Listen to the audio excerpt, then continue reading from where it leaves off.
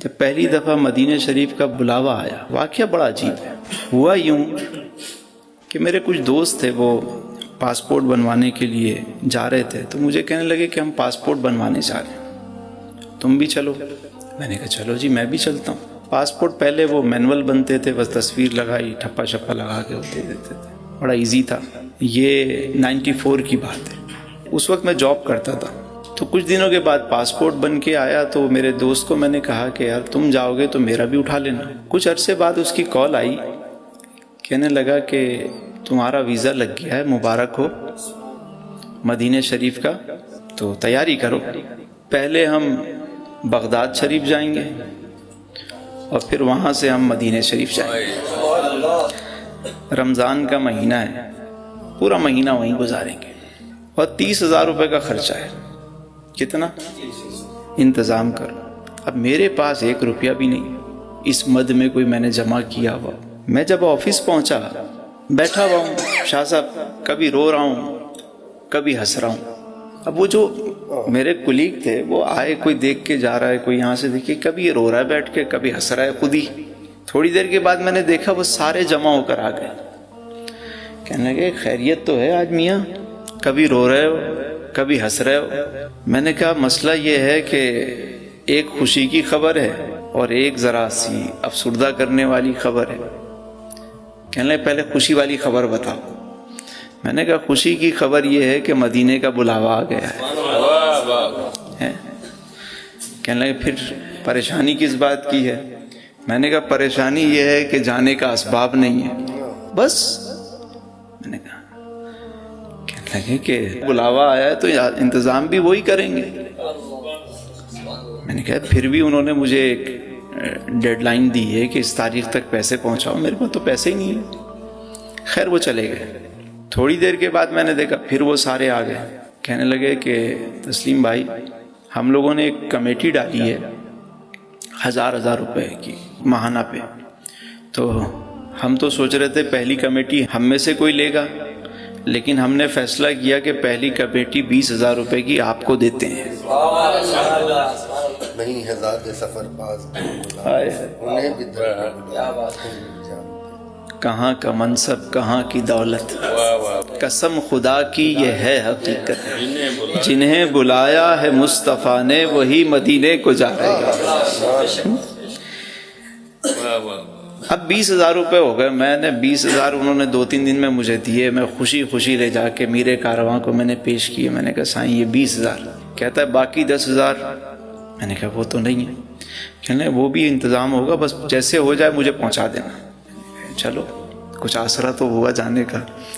اب دل مطمئن ہو گیا، اب تیاری شروع کیا کرنی، خوشی میں نیند نہ آئے، مطلب بس رات کو بھی وہی سپنے وہی چیزیں کہ بس جا رہے ہیں۔ جس دن روانگی تھی تو وہاں میرے دوست یار آئے، سارے جمع ہو گئے، سب کو پتہ چل گیا بھائی۔ ان دنوں تو مطلب مدینہ شریف یا حج پہ جانا مطلب اس طرح تو قافلے نہیں بنتے تھے کہ جیسے اب ماشاءاللہ ہر کم لوگ جاتے تھے۔ تو وہ ہوا یوں، جب میں جانے لگا، چونکہ پہلے بغداد شریف جانا تھا تو ہم نے کپڑے پہنے ہوئے تھے، احرام پہنا ہوا نہیں تھا، تو میرے ایک دوست نے میری جیب میں کچھ ڈال دیا۔ میں نے کہا کیا ہے؟ کہنے کچھ نہیں بس خیر ہے۔ میں نے کہا ٹھیک ہے۔ ایئرپورٹ پہنچے تو میرے ایک بھائی صاحب ہیں، انہوں نے میری دوسری جیب میں کچھ ڈالا۔ میں نے کہا کیا ہے یہ؟ کہنے کچھ نہیں بس ٹھیک ہے۔ اب میں جب اندر گیا ایئرپورٹ کے، امیگریشن کا سارا پروسیس کمپلیٹ ہوا، میں جا کے بیٹھا، تو میں نے جا کے جب سارے کام سے فارغ ہوا، میں نے کہا جیب میں دیکھوں تو صحیح کیا ہے۔ ادھر ہاتھ ڈالا تو یہاں سے 5,000 روپے نکلے، اور ادھر ہاتھ ڈالا تو یہاں سے 5,000 روپے نکلے۔ 20 پہلے مل چکے تھے، 5 اور 5 30 پورے میں نے اٹھائے، خوشی خوشی۔ میرے کارواں بھی اندر تھا، میں نے کہا یہ لیجئے جی، ہو گئے۔ کہنے لگے میں نے کہا تھا نا ہو جائیں گے، تم خامخواہ پریشان ہو رہے تھے۔ اب ہم چل پڑے، 10 دن ہم بغداد شریف میں رہے، اور پھر اس کے بعد مکہ المکرمہ، پھر مدینہ المنورہ میں پہنچے۔ ماشاءاللہ بڑا رمضان کا مہینہ، سحری افطار، شب و روز گزر رہے ہیں، پہلی حاضری تھی بس۔ اب آخری 2 دن رہ گئے قافلے کو واپس آنے کے لیے۔ ہوٹل میں نا سب ایک ہی کمرے میں سوتے تھے، یعنی سارے گدے بچھا کے۔ پہلے تو وہ ایسے ہوٹل میں بس وہ سب ایک کمرے میں تقریباً 10 افراد 15 افراد، بڑے بڑے کمرے، جیسے یہ سب نے گدے ڈالے بس لیٹ گئے، اس طرح قافلے وہاں جا کے ٹھہرا کرتے تھے۔ تو میں یہ دیکھتا تھا کہ کوئی وہاں سے تھیلا بھر کے لا رہا ہے شاپنگ کر کے، کوئی کھجوریں لے کر آ رہا ہے، کوئی تسبیحاں لے کر آ رہا ہے، کوئی کچھ لا رہا ہے، اور سب جو ہے وہ پیکنگ کر رہے ہوتے تھے، اور میں دیکھ رہا ہوتا تھا کہ بھئی مجھے بتا رہے ہو تسلیم بھائی آج ہم نے یہ خریداری کی، آج ہم نے یہ میں نے کہا ماشاءاللہ جی۔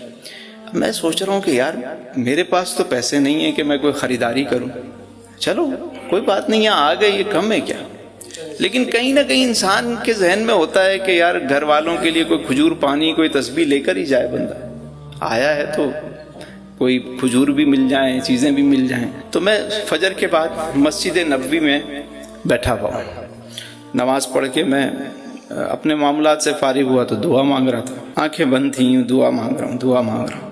جیسے ہی میں نے آنکھیں کھولی تو میں نے دیکھا میرے ایک دوست وہاں بیٹھے ہوئے میرے سامنے، اور مجھے ٹکٹکی باندھ کے وہ دیکھ رہے ہیں کہ یہ کب دعا ختم کرے تو میں اس سے سلام دعا کروں۔ میں دعا ختم، میں ارے ماشاء اللہ حاجی صاحب کیا حال ہیں، کہا ارے تسلیم بھائی آپ کب آئے؟ میں نے کہا بس کرم ہو گیا جی، میں بھی آ گیا یہاں پہ۔ اچھا، بات چیت ہوئی، اس کے بعد جب وہ جانے لگے تو انہوں نے میری جیب میں کچھ ڈالا۔ میں نے کہا سائیں کیا ہے؟ کہنا نہیں کچھ بس آپ، ارے نہیں رکھ لو۔ خیر وہ چلے گئے۔ میں جب فارغ ہوا باہر نکلا مسجد سے، حرم سے باہر آیا تو میں نے جیب میں ہاتھ ڈالا تو اس میں 200 ریال تھے۔ کتنے؟ 200 ریال۔ میں نے گنبد کی طرف دیکھا اور میں نے کہا واہ واہ سونا، منگتے خالی ہاتھ نہ لوٹے، کتنی ملی خیرات نہ پوچھو، ان کا کرم پھر ان کا کرم ہے، ان کے کرم کی بات نہ پوچھو، بن مانگے دیا اور اتنا دیا۔ جا کے خریداری کی، تسبیح بھی خریدی تو کھجور بھی لی تو ساری چیزیں، میں بھی تھیلا بھر کے اپنے کمرے میں لے آیا کہ بھائی شاپنگ ہو گئی ہماری بھی۔ اب اس سے آگے کی بات سنیں، شاپنگ بھی ہو گئی، بغداد شریف بھی، مدینہ شریف کا سفر بھی ہو گیا، سب چیزیں ہو گئی، اور مدینہ کی جدائی اپنی جگہ کے قافلہ جو ہے، جب ہم واپس ایئرپورٹ میں آ گئے، سارے معاملات سے فری ہو گئے، تو میر کارواں نے کہا کہ بھائی سارا حساب کتاب کرنے کے بعد فی کس پر پرسن 2700 روپے جو ہے وہ بچے ہیں، تو جو لینا چاہتا ہے وہ لے لے، اور جو نہیں لینا چاہتا تو کسی بھی کار خیر میں ہم اس کو استعمال کر لیں گے۔ میں نے کہا بھائی مجھ سے زیادہ مستحق کون ہوگا، میرے پیسے مجھے دے دو۔ انہوں نے 2700 روپے مجھے دیے۔ آپ یقین کریں کہ جب میں چلا تھا میرے پاس بلاوا آیا تو 1 روپیہ نہیں تھا۔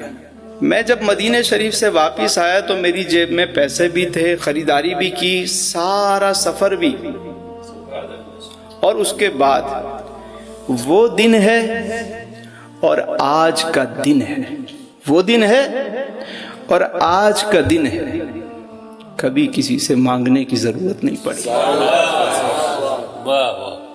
بن مانگے ملا اور اتنا ملا کہ دامن میں ہمارے سمایا نہیں۔ بس حضور سے سچی محبت رکھیں، وہ اپنے غلاموں کو کبھی تنہا نہیں چھوڑتے۔